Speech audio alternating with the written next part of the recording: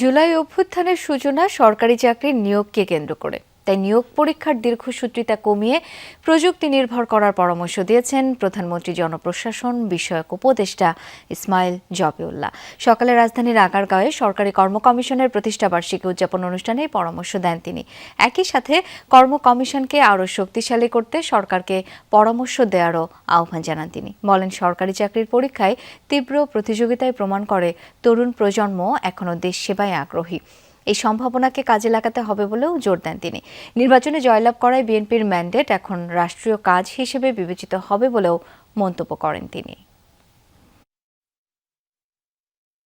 বাংলাদেশের তরুণ সমাজ এখনো রাষ্ট্রের সেবায় নিজেদের নিয়োজিত করতে কতটা আগ্রহী, এই আগ্রহ, এই স্বপ্ন এবং এই সম্ভাবনাই আমাদের সবচেয়ে বড় শক্তি। আমাদের দায়িত্ব একটি প্রজন্মের মেধা, পরিশ্রম এবং সম্ভাবনাকে সঠিক পথে পরিচালিত করা।